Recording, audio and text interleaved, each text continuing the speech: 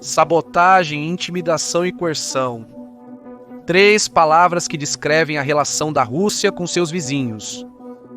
Embora a Ucrânia seja o foco principal da organização do Tratado do Atlântico Norte, o Báltico está se tornando um segundo ponto crítico. A entrada da Finlândia e da Suécia na organização do Tratado do Atlântico Norte fortaleceu a aliança, mas também alimentou contramedidas russas. Documentos vazados do Ministério da Defesa russo sugerem planos para alterar as cartas náuticas para redefinir as fronteiras da Rússia no Golfo da Finlândia e perto de Kaliningrado.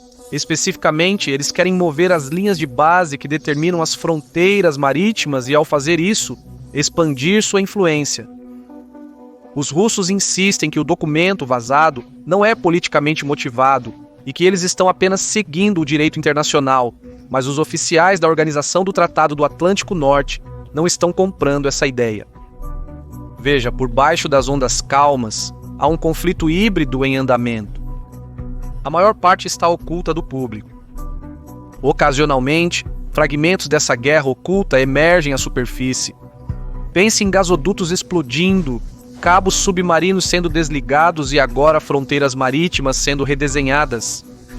Uma guerra travada por todas as nações, mas não reconhecida por nenhuma.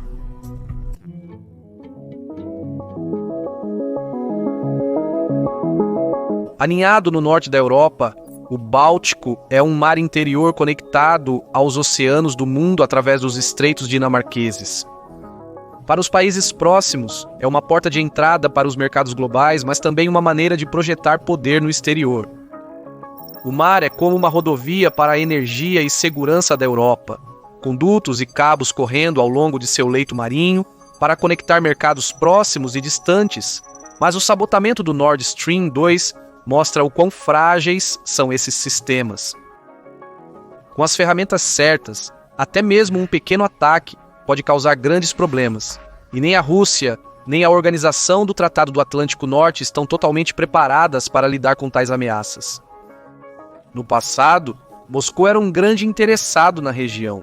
Em certo período, controlava cerca de metade da costa báltica, permitindo a livre navegação de navios russos na região. Mas, com o tempo, à medida que a Rússia diminuía de tamanho, perdeu grande parte dessa costa. Hoje, controla apenas 659 quilômetros da costa do Báltico, que inclui 512 quilômetros pelo Golfo da Finlândia e outros 147 quilômetros perto de Kaliningrado. Para o seu enorme tamanho, a Rússia tem uma costa surpreendentemente pequena, e seus 2 principais bolsões adquiriram um enorme peso estratégico. Kaliningrado é como uma fortaleza armada repleta de armas nucleares, caças a jato e pessoal militar. Também é a casa da frota báltica da Rússia, que possui cerca de 40 navios de superfície e alguns submarinos. A pequena Kaliningrado tem mais poder de fogo do que alguns países de tamanho médio e é frequentemente chamada de uma adaga apontada para o coração da fronteira oriental da Organização do Tratado do Atlântico Norte. Enquanto isso, um pouco ao norte está São Petersburgo, a porta de entrada da Rússia para a Europa. Esta antiga capital abriga a base naval de Kronstadt, mas a região é principalmente um centro econômico. São Petersburgo é um dos maiores centros financeiros da região. Em 2021, antes da guerra na Ucrânia, ela representava 6% de todas as exportações russas. No entanto, desde que a Finlândia e a Suécia entraram na Organização do Tratado do Atlântico Norte, a já pequena costa da Rússia parece ainda menor. O Golfo da Finlândia se tornou uma passagem estreita firmemente sob o controle da Organização do Tratado do Atlântico Norte.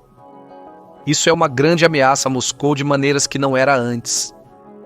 A Estônia e a Finlândia possuem uma defesa integrada de mísseis costeiros, e com as forças aéreas e navais da Organização do Tratado do Atlântico Norte por perto, qualquer navio russo tentando passar pelo Golfo da Finlândia enfrentaria pesados ataques e provavelmente acabaria preso em um bloqueio naval. Isso significa que, em uma situação de conflito, Kaliningrado seria completamente cortada do continente russo e o comércio russo sofreria muito. Dito isto, os russos têm um plano para recorrer. Por um lado, Kaliningrado não é tão isolado quanto pode parecer. A única coisa que o separa do resto da Rússia é o corredor de Suwałki, com 100 quilômetros de largura, chamado de calcanhar de Aquiles da Organização do Tratado do Atlântico Norte. Em tempo de guerra, a Rússia pode tentar avançar pela seção lituana, menos povoada e plana. Tomar o corredor de Suwałki cortaria os estados bálticos do apoio terrestre da Organização do Tratado do Atlântico Norte, e com sua ocupação, a Rússia poderia conectar Kaliningrado com reforços de São Petersburgo e romper qualquer bloqueio. Isso parece um plano razoável, mas a guerra na Ucrânia mostra que os planos nem sempre sobrevivem ao primeiro contato. O que é certo é que a posição da Rússia no Mar Báltico está no seu ponto mais fraco na história. A Organização do Tratado do Atlântico Norte cresceu em tamanho, profundidade e escopo, enquanto minava a influência russa. Alguns oficiais no Kremlin já estão fartos e acreditam que a única forma de vencer este jogo de xadrez é virando o tabuleiro. Em 21 de maio de 2024, o Ministério da Defesa russo postou um decreto preliminar em seu site propondo expandir suas fronteiras marítimas com a Lituânia e a Finlândia unilateralmente. Em 24 horas foi deletado. Embora o rascunho não fosse o documento oficial de política em si, era, no entanto, um guia técnico vinculado a outro documento de política cujos detalhes, ou até mesmo existência, permanecem desconhecidos. Mesmo assim, o documento declarou ser necessário alterar os pontos das coordenadas para estabelecer novas linhas de base no Mar Báltico.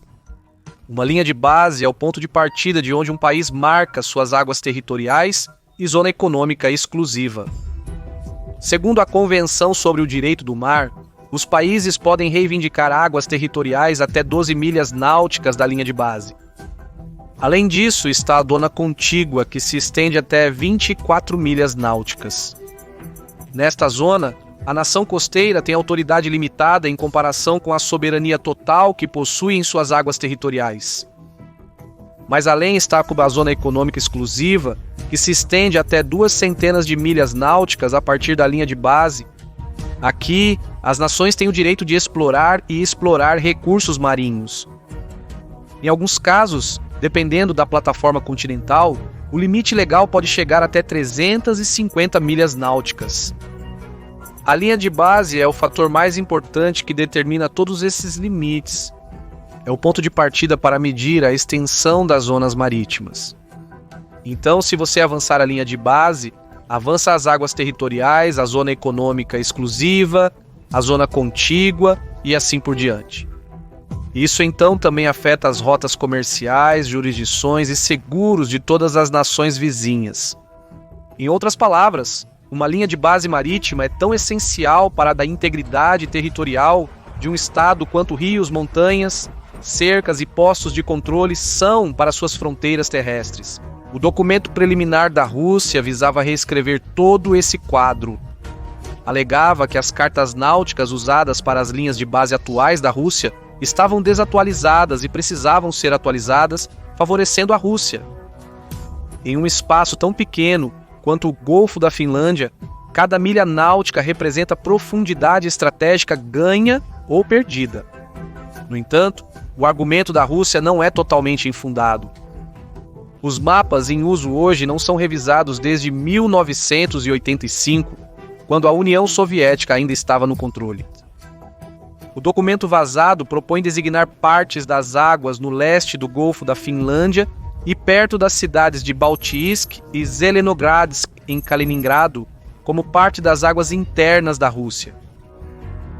Para fazer isso perto de Kaliningrado, a Rússia teria que alterar as linhas de base no cuspe Caronian, Cabo Taran e cuspe Vistula. Enquanto isso, no Golfo da Finlândia, seria necessário ajustar as coordenadas para as ilhas de Somers, Goglan, Seskar, Malivesotsk, Moshny, Bolshoi Tutors e Malishuters. Também seria necessário alterar as coordenadas perto do cabo de entrada norte do rio Narva. Essas mudanças permitiriam à Rússia reivindicar mais águas circundantes como seu mar territorial deslocando sua fronteira marítima e interrompendo a continuidade da organização do Tratado do Atlântico Norte. No entanto, dentro de 24 horas, o documento vazado foi excluído e Moscou negou quaisquer planos de alterar as linhas de base do Báltico. Em outras circunstâncias, isso seria considerado um deslize inofensivo. Mas apenas 2 dias depois, os guardas de fronteira russos removeram boias de navegação do lado estoniano do rio Narva, que separa as duas nações. De 50 boias recém-colocadas, 24 sumiram à noite. Essa ação foi particularmente alarmante, porque as boias, geralmente colocadas em conjunto pela Estônia e Rússia, são essenciais para a navegação segura no rio Narva. Quando a Estônia solicitou uma explicação, os oficiais russos deram uma resposta vaga, afirmando que as fronteiras devem cumprir as leis internacionais e que a remoção das boias foi apenas uma questão técnica. Na verdade, no entanto, o incidente demonstrou a intenção de agir com base em um documento supostamente vazado por engano, a intenção de desafiar a organização do Tratado do Atlântico Norte, apesar da enfraquecida força militar da Rússia. Então, na prática, foi o primeiro tiro de abertura no espaço de batalha do Báltico. As ações da Rússia no Mar Báltico podem parecer imprudentes e agressivas, mas o objetivo é minar a capacidade da organização do Tratado do Atlântico Norte, não conquistá-la. Uma guerra direta com a organização do Tratado do Atlântico Norte seria desastrosa para a Rússia. Então a estratégia não é criar uma nova frente na região do Báltico, mas desestabilizar a atual na Ucrânia. Estônia, Lituânia, Letônia, Polônia, Finlândia, Dinamarca e Suécia estão entre os maiores apoiadores da Ucrânia. Os estados bálticos, por exemplo, contribuem com impressionantes 1,5% a 1,8% do seu produto interno bruto para a Ucrânia, o que supera os compromissos de outros membros da Organização do Tratado do Atlântico Norte.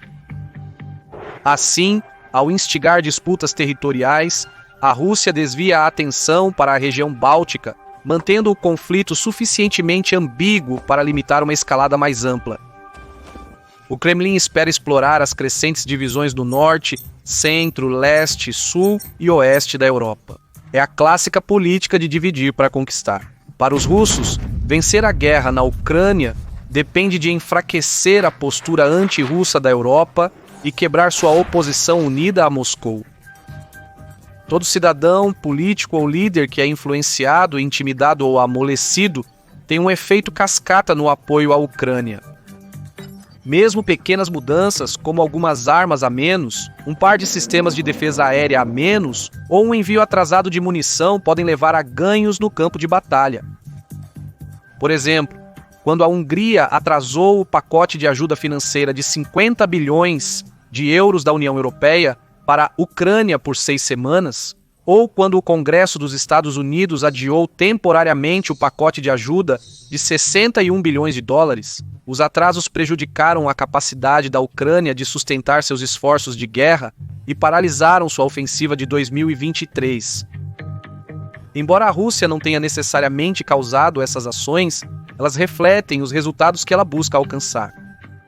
No entanto, a partir de 2024, mais de 70% dos cidadãos da União Europeia aprovam as sanções à Rússia, enquanto 55% apoiam a ajuda militar para a Ucrânia.